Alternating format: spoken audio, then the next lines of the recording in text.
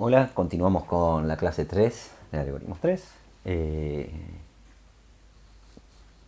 En la primera hablamos de, perdón, ahí, en la primera parte de esta clase hablamos un poco sobre asociaciones entre clases, delegación, introdujimos el concepto de programación por diferencia mediante herencia, ¿sí? Y hablamos de cuándo convenía usarla, cuándo no, diferencias en qué pasa cuando usamos delegación, qué pasa cuando usamos herencia, ¿sí? Ahora vamos a introducir algunos conceptos más, ¿sí? El primero es el de redefinición, que es cuando yo necesito, cuando al heredar necesito implementar parte de la interfaz de mi objeto, del objeto del cual heredo, del objeto madre, en forma diferente, ¿sí? Eso se llama redefinición, ¿no? Yo tengo, por ejemplo, una cuenta, el depositar va a ser siempre igual, ahora el extraer en la cuenta corriente va a ser distinto. Por ahí los que no saben, no vieron este tema de finanzas, las cuentas corrientes en general uno puede quedar en negativo, ¿no? Es la característica de la cuenta corriente, se llama girar en descubierta. Entonces, mientras que una cuenta normal, el extraer solo va a permitir eh, extraer un monto hasta hasta lo que el saldo que hay, ¿sí? No menor al saldo, la cuenta corriente va a poder extraer hasta el saldo menos el monto de descubierto permitido. Entonces, acá lo importante es que el extraer tiene una implementación diferente en el objeto cuenta corriente que en el objeto saldo. Cuando hacemos eso, cuando cambiamos el comportamiento de un método, eso lo llamamos redefinición. Y es fundamental para poder utilizar herencias. Si tuviese que ser siempre igual el comportamiento, sería muy limitado lo que podemos hacer con la herencia. Y esto salió en la teórica pasada, conversando con ustedes, las clases abstractas. Las clases abstractas son clases que no pueden tener instancias de esa clase, ¿sí? Son clases que las vamos a programar para agrupar comportamientos que luego lo vamos a heredar en lo que llamamos clases concretas. En este caso, si implementamos cuentas, y fíjense, yendo a ese mismo ejemplo, una cuenta no existe en un banco. Hay cajas de ahorro, hay cuentas corrientes, hay cuenta especial, hay cuenta sueldo, hay un montón de tipos de cuentas. Pero todas tienen un saldo y todas tienen, como parte de su estado, un monto, ¿sí? Ahora, la caja de ahorro implementa el extraer de monto de una manera y la caja corriente lo implementa de otra y tiene otra cosa en su estado. Entonces, cuenta va a ser una clase abstracta. Si se fijan acá, está en versallitas, así inclinada la letra de cuenta en los diagramas de clases. Para indicar que una clase es abstracta, el nombre de la clase va con esa letra, ¿no? Es la forma de indicarlo en el diagrama. Es un detalle, nomás ya vamos a ver el tema de diagramas UML más adelante. Entonces decimos que cuenta nunca va a haber una instancia de cuenta. Bueno, no tiene sentido una instancia de cuenta. Y si, yendo a otro ejemplo que decíamos que perro hereda de mamífero, ¿no? Tenemos la clase mamífero con la cual estoy modelando los mamíferos. O más cuenta. Vamos a, no sé si lo tenía en otro lado ese ejemplo, pero estoy implementando un sistema para una veterinaria, ¿sí? Y yo tengo mascotas, y después tengo gatos, tengo perros y por ahí atiendo, no sé, canarios, es mi especialidad. ¿Por qué? Mascota va a tener un dueño o un cuidador, para quienes piensan, por el tema de que no es dueño del animal, no quiero entrar en temas así políticamente incorrectos. Va a tener un dueño. También va a tener una fecha de nacimiento para saber la edad de la mascota. Todas las mascotas van a tener eso. Entonces, eso lo voy a implementar en la clase abstracta mascota. Después voy a tener el perro, que el perro va a indicar la raza, va a indicar, o sea, cosas particulares del perro. El gato va a tener cosas particulares de datos, estado particular del gato y métodos particulares que tienen que ver con el cuidado que hace un veterinario y un gato. Lo mismo el canario. Ahora piensen, ¿en algún momento tiene sentido que haya una instancia de la clase mascota? Mascota no existe. De hecho, alguien vio, si ustedes fueron a una clínica veterinaria, vieron que alguien entró con una mascota, que no es ni perro, ni gato, ni canario, ni liebre. Es una mascota. Es una mascota. Así abstracto. No existen las mascotas. No existen las mascotas como no existen el mamífero como instancia. No hay una instancia de mamífero. Obviamente existen los mamíferos porque existen los perros, existimos nosotros, existen los leones marinos, todas esas cosas son mamíferos. pero no hay ninguna instancia de mamíferos. Las instancias, lo concreto que existe en el mundo, somos nosotros, somos los perros, somos los delfines, ¿sí? Y todos respondemos a lo que es un mamífero, pero el mamífero es algo, es un concepto abstracto. Bueno, eso es en la naturaleza de las clases abstractas, ¿sí? De nuevo, si yo tengo una veterinaria y estoy haciendo un programa un sistema para una veterinaria, jamás se va a instanciar un objeto mascota. Se van a instanciar perros, gatos y demás elementos, pero los cuales van a heredar de mascota, seguramente, si lo implemento así, pero no va a haber una instancia de mascota. Ese es el concepto de clase abstracta.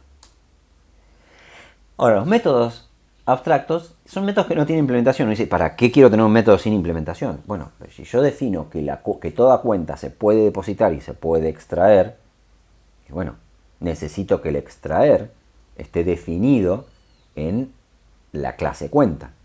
Después, pero ¿qué hace el extraer de cuenta? Y no sé, porque en realidad la caja de ahorro lo hace de una manera, la cuenta corriente lo hace de otra. No tiene sentido y si cada tipo de cuenta concreta, implementa el extraer de una forma diferente, entonces no tiene sentido ponerle código al extraer.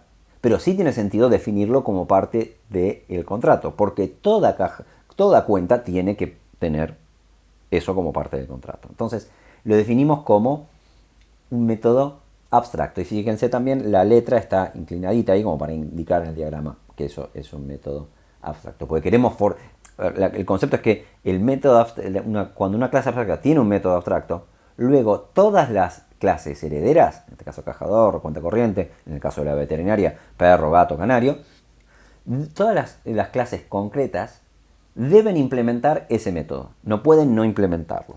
¿Sí?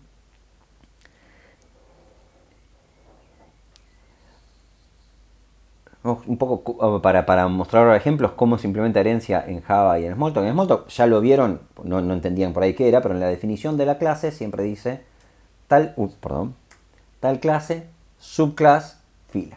¿Sí? ¿Sí?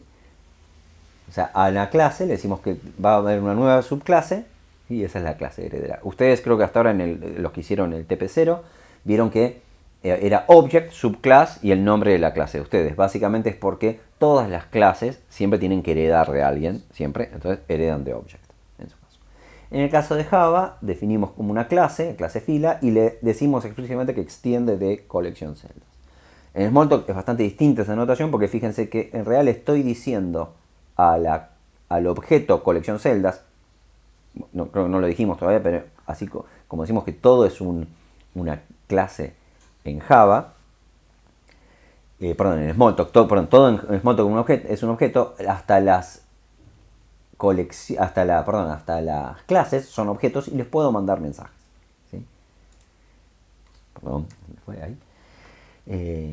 Pero en ambos casos tenemos la clase madre, ¿sí? Que se llama, en todos los casos tenemos la clase madre y la clase que estoy definiendo. Acá la clase madre es colección celdas, indicamos que heredamos de esa clase.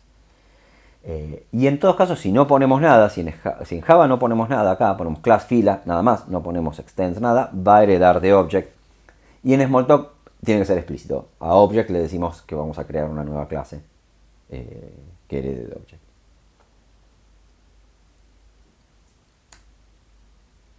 Vamos a hablar un poco de visibilidad, ¿sí? Un tema importante.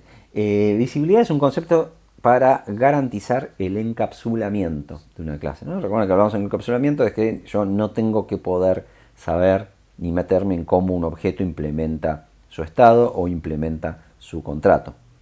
Tengo que saber cuál es el contrato, pero no cómo implementa esos métodos. Entonces vamos a hablar que tanto los atributos que usamos para implementar el estado, como los métodos que usamos para implementar el contrato, pueden ser privados. Privados es que nadie puede acceder a ellos. No se puede invocar los métodos y no se puede ver el valor de los atributos, ni siquiera se puede ver que están ahí. ¿Sí? Y después, pueden ser también, los atributos y los métodos pueden ser conceptualmente públicos. Y público significa que cualquiera puede invocar ese método y que cualquiera puede ver ese atributo, ver qué valor tiene ese atributo y cambiar el valor de ese atributo. Después está el concepto de protegido, que solo lo puede utilizar el mismo objeto y las clases derivadas. O sea, la clase que hereda también puede ver ese atributo y invocar ese método. En Smalltalk y Java, en Smalltalk es muy fácil. Todos los métodos son públicos, todos los atributos son protegidos. Porque decimos, bueno, los métodos son para implementar el contrato, entonces todo el mundo puede invocarlos. Y los atributos es para implementar el estado, que debe ser público, que no debe ser, no lo debe ver nadie, entonces lo ponemos como protegido. ¿Por qué no privado? Para que las clases herederas sí puedan llegar ahí. Si no, privado es muy, muy restrictivo.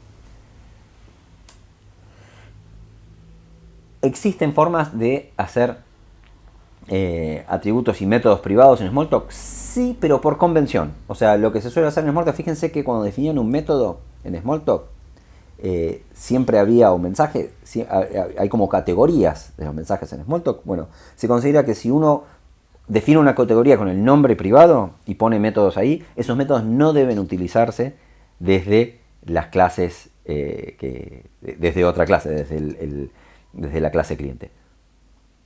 ¿El lenguaje hace algo para evitar esto? No.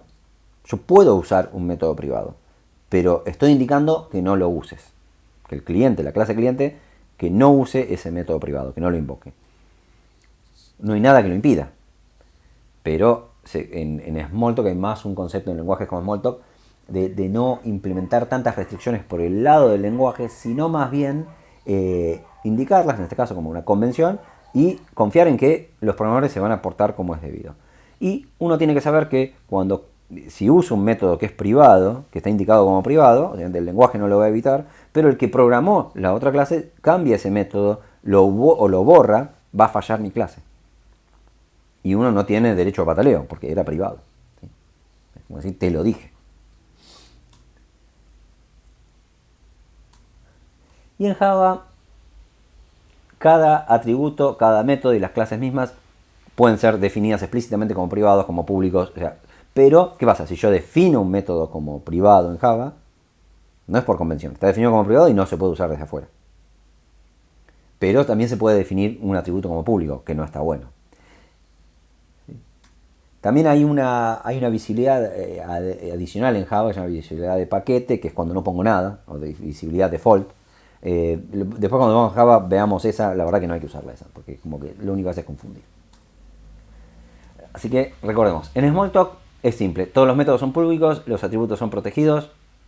Si quiero algo distinto tengo que armar una convención o avisarlo en algún lado. Y en Java específicamente hay que decir cuál es la visibilidad que tiene cada uno.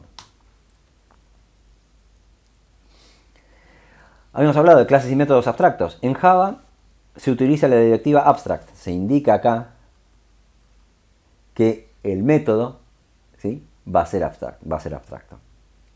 Esto me va a impedir que nadie va a poder implementar, crear una instancia de ese método. ¿Sí? Acá hay un tema que es un corolario de cómo son los métodos abstractos, que si una clase, las clases abstractas, si una clase, cualquier clase que tenga un método abstracto, tiene que ser abstracta la clase. No puedo evitar eso, no puedo. Fíjense que una clase, si yo creo un objeto de una clase, yo tengo que poder enviarle todos los mensajes que recibe. No puedo crear una clase que, esta parte del contrato no, es abstracta esa parte. No. Si creo un objeto, el objeto tiene que responder a su clase. Está mal que un objeto tiene que responder a los mensajes. Un objeto no puede decir yo no quiero responder a este mensaje. Y bueno, en Java se chequea en tiempo de compilación. O sea, si yo tengo una clase con un método abstracto y si no le puse la directiva abstract a la clase, no va a compilar. Así de simple. En Smalltalk, un método abstracto, fíjense que no es una directiva. Lo que hacemos se le llama este mensaje a sí mismo, el método. Que lo que va a hacer va a lanzar una excepción que se llama subclass responsibility. Acá no hay ninguna directiva, ninguna indicación, nada, sino que simplemente un objeto, simplemente digo, bueno, esto me indica que esto básicamente lo que hace es que este objeto no implementa esta parte de su interfaz. Que en un objeto abstracto está bien, el método abstracto no lo implementa la interfaz, el contrato. Esa parte del contrato no lo implementa, lo tienen que implementar las clases herederas.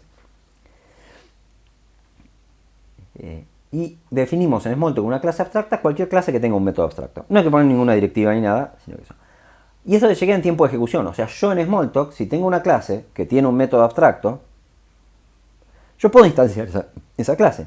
Ahora, en el momento que yo quiero enviarle ese mensaje, va a lanzar una excepción. Y si esto significa que alguien programó mal esa clase. O programaron mal esa clase porque no redefinieron este método. O sea, Self-Support Responsibility básicamente es, bueno, cuando heredes de esto, vas a tener que redefinir este método para que haga algo. O programaron mal ese método, o esa clase realmente es abstracta y yo nunca debería haber instanciado esa clase. Todo se chequea en tiempo de ejecución. Confiamos en que la gente sabe lo que hace y programa bien.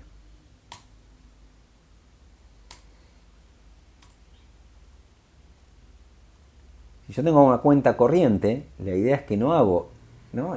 Hablamos de inicialización, ¿sí? de los inicialización con constructores, ¿no? En el caso de Smalltalk, que es el initialize, que no tiene parámetros, pero en el caso de un lenguaje como Java, los constructores, los inicializadores, que son los constructores en este caso, tienen parámetros.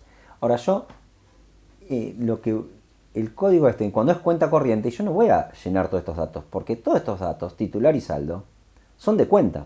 Entonces lo que vamos a hacer es invocar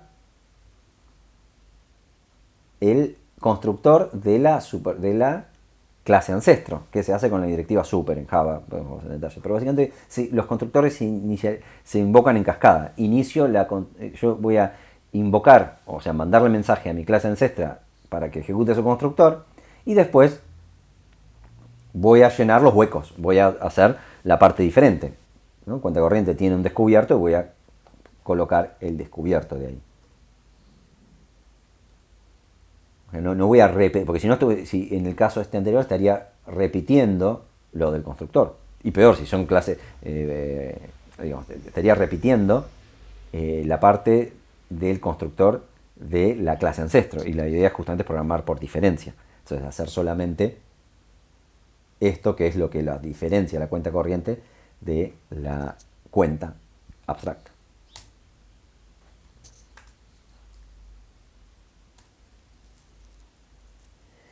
Ahora, como tenemos una asociación, por ejemplo, si tenemos un caso, el perro tiene el perro tiene un dueño o un cuidador, cuidador. El perro tiene un cuidador, entonces cuando construimos el perro, yo como veterinario, los perros siempre tienen un cuidador asignado, entonces al inicializar el perro, puedo inicializar el cuidador, ¿sí?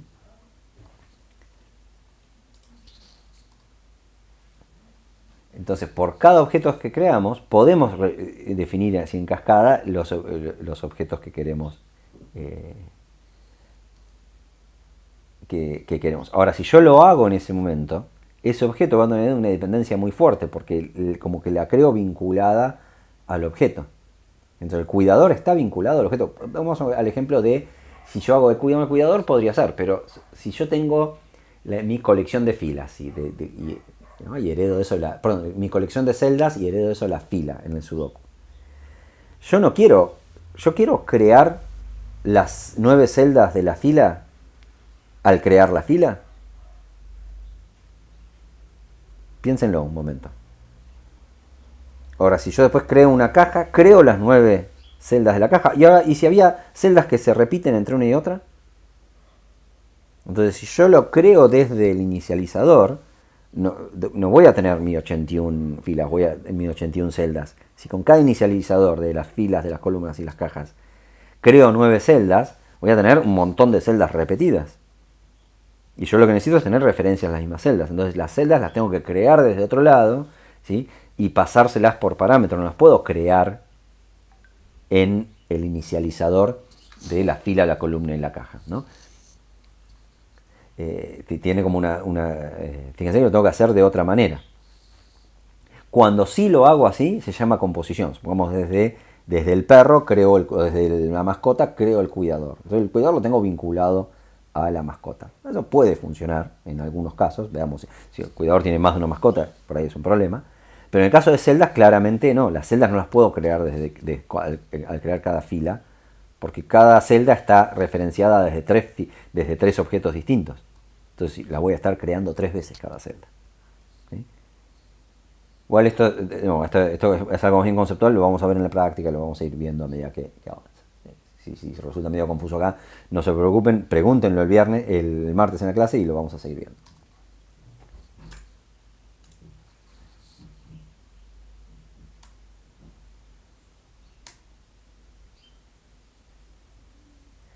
Bien. Ahora, fíjense, acá la herencia nos trae algunas cosas, depende de cómo funcionan el lenguaje orientado a objetos, cómo está implementado el paradigma. En el lenguaje de comprobación estática, ¿sí? Por ejemplo Java, ya sumamos que creo una nueva cuenta, ¿sí? En el modelo que existía en cuentas, que no era abstracta. Esto no lo voy a poder hacer si es abstracta. Ahora, yo creo una cuenta corriente y ahora a la cuenta C le asigno la cuenta corriente. ¿Sí? O más bien, si no, directamente esto de acá. Cuenta, ¿sí? Yo defino que CCC es una referencia a una cuenta. Yo puedo asignarle a esa variable una cuenta corriente. Y sí, ¿te recuerdan que habíamos dicho que debe cumplirse la relación es1, una cuenta? Yo siempre voy a poder asignar un objeto de una clase descendiente a la clase ancestro. Porque la cuenta, decíamos que la clase descendiente implementa absolutamente toda la interfaz, por ahí redefinió alguna, por ahí hizo algún cambio en la implementación, pero responde absolutamente a todo el contrato de la cuenta ancestro. Entonces esto lo puedo hacer. Lo que no puedo hacer es al revés. ¿Sí? No puedo a una referencia definida de una clase descendiente referenciarla a una clase a la clase ancestro, porque por ahí implementó un contrato más amplio y no lo tengo ahí, ¿sí?